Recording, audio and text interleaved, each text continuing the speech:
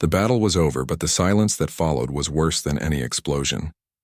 Broken ships drifted like ghosts above a dying planet, and small fires glowed inside the wreckage. Among those ruins floated a small escape shuttle, its systems half dead, its pilot barely alive. Inside, the alien girl Sarai sat on the cold metal floor, holding her injured arm and waiting for her ship to run out of air. She was a Veltharan warrior, trained to fight since childhood. Her people had told her that humans were brutal conquerors, heartless creatures who destroyed everything they touched. Sarai had seen their warships before, giant gray monsters that blocked the stars and rained fire upon cities. Now, as her oxygen warning blinked red, she thought of her home, her family, and the faces of those who never came back from the war. She whispered a quiet farewell in her language and closed her eyes. The next moment, a strong light cut through the window. Her dying shuttle shook as a tractor beam locked on. Sarai's eyes widened. She knew what that meant, capture. Humans had found her. She reached for the knife hidden under her seat, her fingers trembling. Better to die fighting, she thought, than live as their prisoner. The shuttle landed with a soft metallic thud inside a larger ship. The hatch was forced open and white light poured in. Through the glare, she saw tall figures in black armor with the human insignia on their chests. One of them stepped forward, helmet glinting in the light. Sarai raised her knife and hissed in her native tongue, her voice shaking. "Do it quickly, human." The armored figure paused. Instead of raising a weapon, he slowly removed his helmet. His face was rough, lined from years of war, but his eyes held something she didn't expect: calmness. He didn't look like a monster, he looked tired. "My name is Captain Elias Ward," he said softly. "You're safe now." Sarai blinked, stunned by the tone of his voice. She had prepared herself for pain, cruelty, and mockery, but the human simply knelt beside her and held out his hand. She stared at it like it was a trap. When she didn't move, Ward motioned to his crew. "Lower your weapons," he ordered. The humans obeyed. For a long moment, no one spoke. The only sound was the hum of the ship's engines. Finally, Sarai dropped the knife and leaned back against the wall, too weak to resist. Ward nodded to a medic. "She's injured. Treat her carefully." The medic approached slowly, speaking in a gentle tone. Sarai tried to pull away, but her strength was gone. Instead of restraints, the medic wrapped her arm in a soft bandage and gave her a small vial of water. The human didn't even look at her like an enemy, just a wounded being in need of help. Sarai watched them work, still expecting a trick. Maybe they wanted her alive for information. Maybe this was their strange way of breaking her. She kept silent, eyes following every move. Later, she was moved to the med bay. The lights there were soft, the air clean, and the machines hummed quietly around her. No chains, no bars, just an open room with a view of the stars. A tray of food waited beside her bed. The smell of warm bread filled the air, but she didn't touch it. She sat upright, staring at the door, waiting for the interrogation to begin. Hours passed. No one came. When the door finally slid open, it was Ward again. He carried a data pad in one hand and stopped at a respectful distance. "How are you feeling?" he asked. She didn't answer. He sighed, setting the data pad down. "You probably don't believe me," he said quietly. "But the war is over. You're not our prisoner. You're our guest." Sarai's hands tightened on the blanket. "Lies," she whispered. Ward didn't argue. He just nodded and said, "I understand, rest. No one will harm you here." Then he left, leaving her alone with her doubts. That night, Sarai couldn't sleep. Through the glass wall, she saw the humans working on the ship's deck below. They moved with purpose but not hatred. They laughed softly, shared food, and spoke to one another like comrades, not conquerors. It confused her. The humans she had imagined were supposed to be cruel and greedy, but these ones looked ordinary. One even paused near her room's door and left a folded blanket there, as if to make sure she stayed warm. When exhaustion finally took her, Sarai dreamed of her destroyed homeworld, burned skies, black soil, and the screams of her people. But this time, in the middle of that nightmare, she saw a strange image, a human hand reaching through the smoke to pull her up. The next day, Ward visited again. This time, he brought a small translator device. "It should help you understand us better," he said. "And us, you." She hesitated, but curiosity won. She placed it in her ear, and the world around her came alive with meaning. She could finally understand the voices around her. The medics spoke gently as they checked her vitals, and she caught fragments of their conversation. Simple words like rest, hope, and peace. None of them spoke about torture or experiments. When Ward asked if she wanted to walk around, Sarai followed him slowly. Every hallway she passed showed something unexpected. Human engineers repairing damage, nurses helping wounded soldiers, even a few alien species she recognized from neutral worlds. None of them looked enslaved. Why are they here? She asked at last. Ward smiled faintly.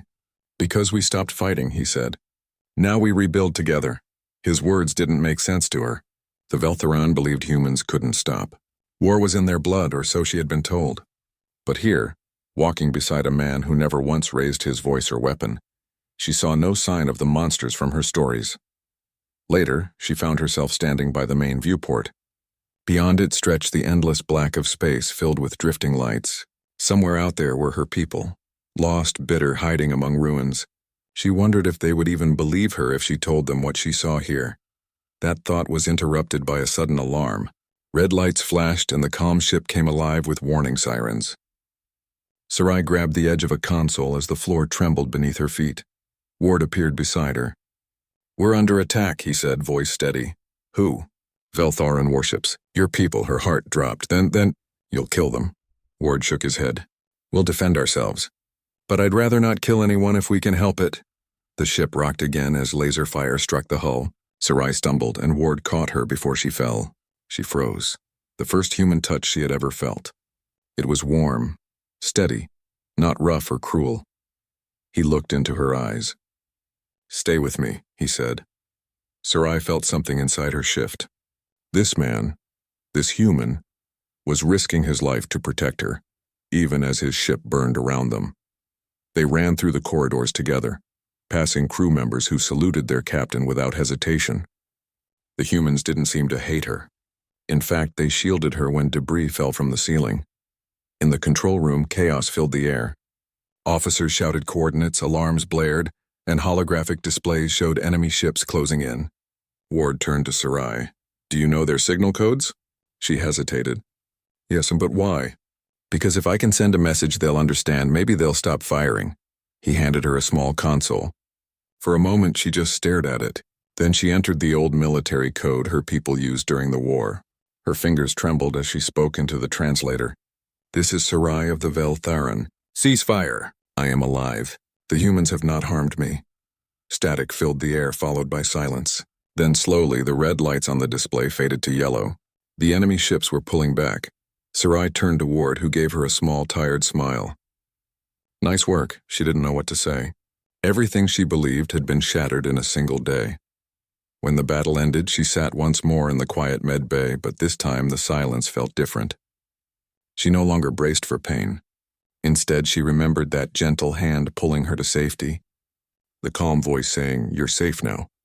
For the first time in her life, Sarai wasn't sure who the real monsters were, or who the true saviors might be. And deep inside, she began to think that maybe, just maybe, humanity was not what her people had feared after all. The ship was quiet again after the attack. The smell of smoke and metal still floated in the air, but the fires were out. Engineers moved through the corridors, repairing damaged panels and sealing hull cracks. Sarai stood near the main viewport, watching stars drift by. Her reflection looked strange to her. An alien wearing a human's medical shirt, her face pale but alive. Captain Elias Ward walked in beside her, still in his armor, but his helmet was off. His expression was calm, though his eyes showed exhaustion. You saved us back there, he said softly. Sarai looked down. I only sent a signal, she replied. That signal stopped a warband from destroying us, Ward said. That's more than only. For a moment, neither spoke. Sarai could still feel the warmth of his hand from earlier, when he had pulled her out of danger. No one in her life had ever protected her that way. Ward turned toward the stars. They'll be back, he said quietly. Your people don't trust us yet. Some of them think the war is still going on. Sarai frowned. They think surrender is shameful. To them, peace is weakness, Ward nodded. That's how humanity used to think, too. His words surprised her. Used to? He smiled slightly.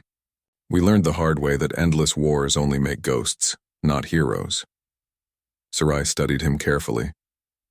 There was no hatred in his voice, only sadness.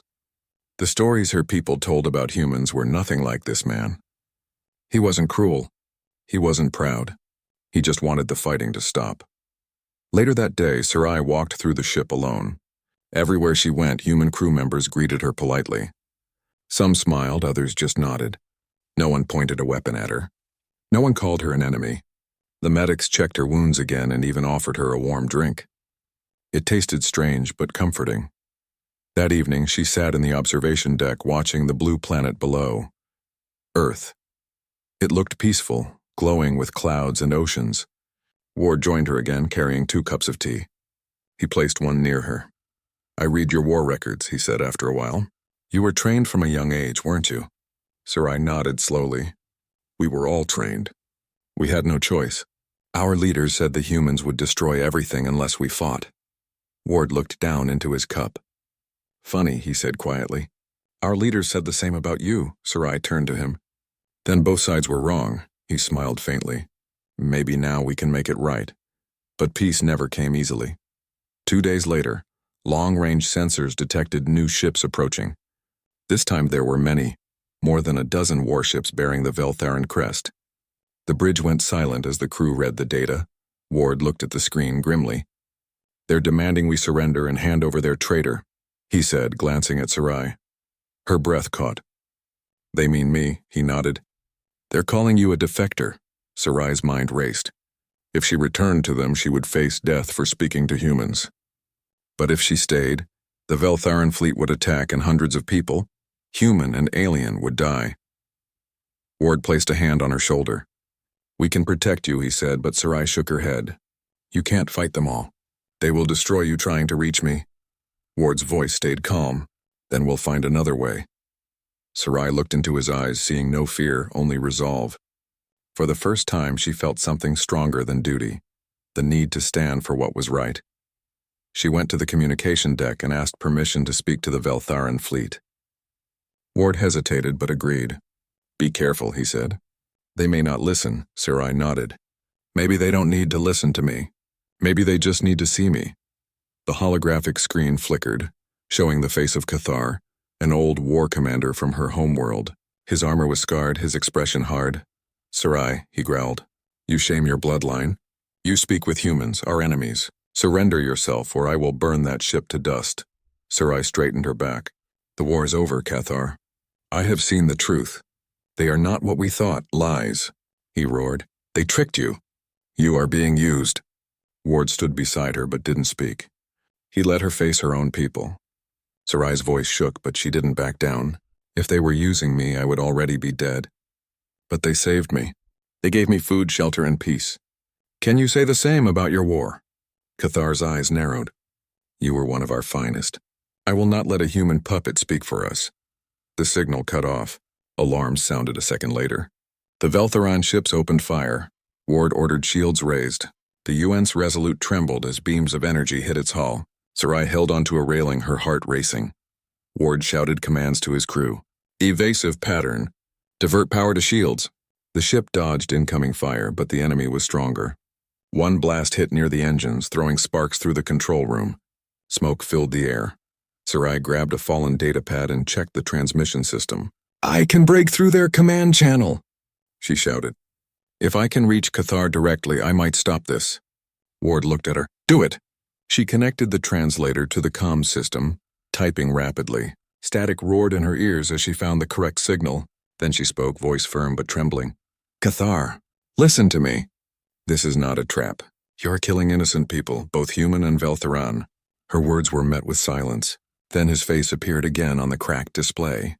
"You left us to rot," he snarled. "You stand with them against your own kind." Sarai shook her head.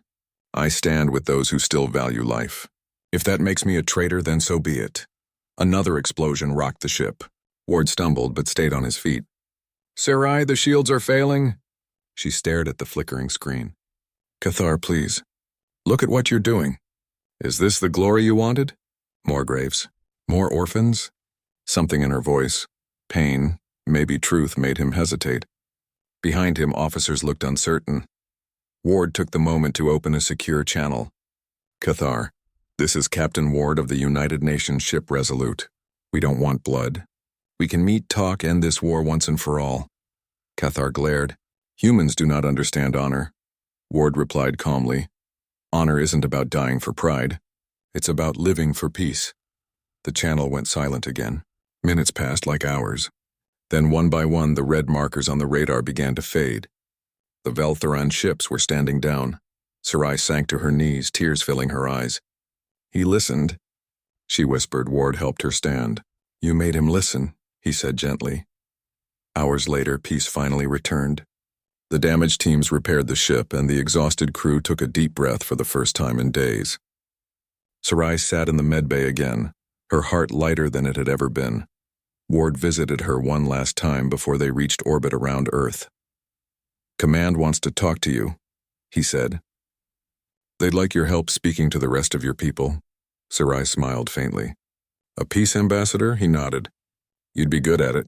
She looked out the window again at the blue planet below. I used to think your world was full of monsters, she said quietly. Now I think it's full of people who finally learned to stop being them. Ward smiled. That's all any of us can try to do. When the ship entered Earth's atmosphere, the golden light of dawn filled the cabin. Sarai watched the clouds drift below and felt something she hadn't felt since her childhood. Hope. For the first time, she wasn't fighting to survive. She was living to build something new. And as she glanced at Captain Ward standing beside her, she knew she would spend the rest of her life proving that mercy, not fear, was humanity's greatest strength.